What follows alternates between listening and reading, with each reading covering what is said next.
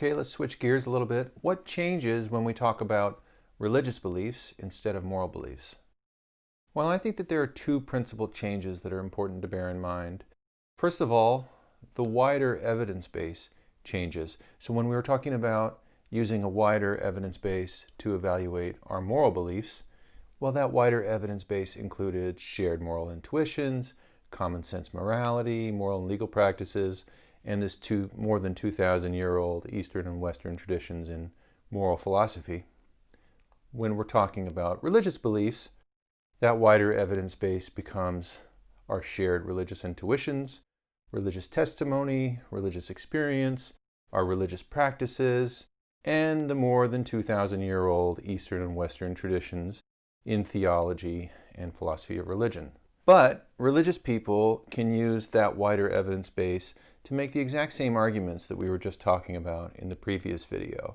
So the evidence base itself changes, but the kind of arguments that you can make doesn't change that much. And what's the second thing that changes?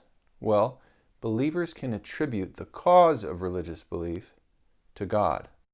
In other words, whenever someone points out some causal source of religious belief, the religious believer can say, yeah, well, that makes sense.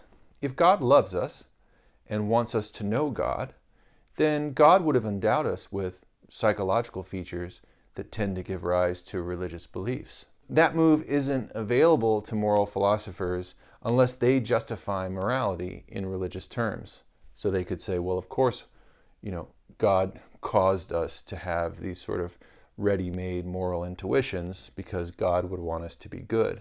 But the sort of standard secular moral philosopher obviously can't make that kind of argument. So that's another difference. These two differences make a difference. First, they create worries about the nature of the cause of our religious beliefs. So Van Inwagen and Plantinga both worried about that. They say, we don't want to say that God does absurd things to give rise to our religious beliefs. So Plantinga gave the example of a bat that was urinating on a Virgin Mary statue and making it look like the Virgin Mary was weeping. And he said, that doesn't fit into a kind of larger supernaturalistic framework because we wouldn't want to think that God was doing weird things like that to give rise to our religious beliefs. Basically, you want to have a kind of vision of a comprehensive religious framework that would allow you to do that. And Plantinga, on the other hand, proposed that we use this reduction test. So we take the thing that we think is weird or uncanny, we reduce it from our belief set, and then we reconsider it again in light of our total evidence base. And if it passes through that process, then we can preserve it and keep it in our kind of comprehensive religious framework. And the second difference that these differences make is that they give rise to a worry that things that enter into the religious evidence base that don't properly belong to the space of reasons, and by that I mean things that enter into the religious evidence base based on faith alone, they become a special kind of worry. So you have these rationalist arguments that go back thousands of years for God's existence. And those are okay because you can tell other people what that argument is. So you can engage in the space of justification or the space of reasons with them. And you could say, these are the reasons we have for believing these things about God. And there's lots of stuff in the religious evidence base that is like that. There are reasons that you can give to other people, even if they're not believers. And if you hold your religious beliefs on the basis of these things, then the evolutionary debunking arguments won't give you a defeater for your beliefs. Because remember what Jung and Vizsla said, if you have good independent reasons for your belief, genealogical debunking arguments don't give you a defeater. But there's a lot of stuff in a religious evidence base that people believe on the basis of faith alone. So what about that stuff? That gives you a special kind of worry in the case of your religious evidence base. Don't evolutionary debunking arguments pose a problem for that stuff? Well, it depends. It always depends in philosophy.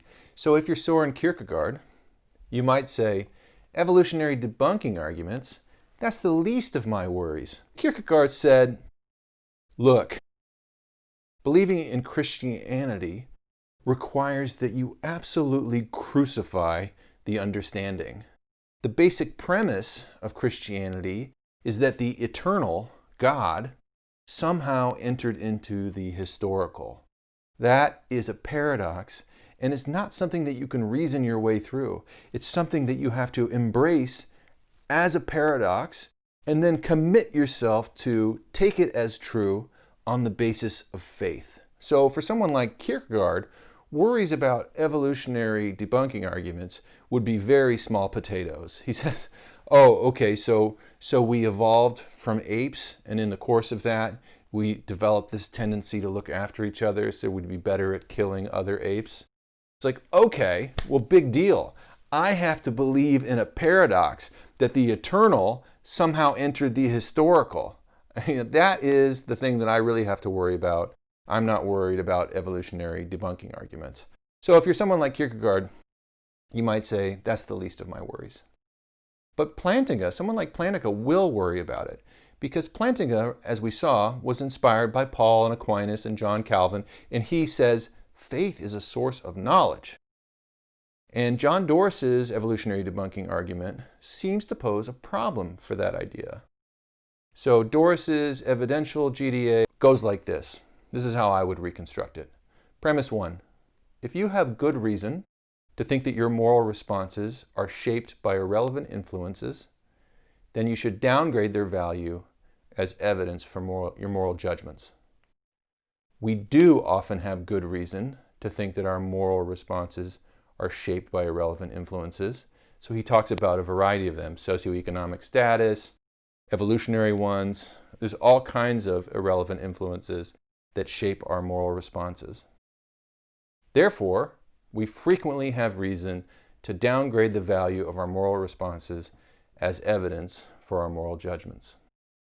Now, you could do a theological version or a religious version of John Doris's argument too, against someone like Plantinga.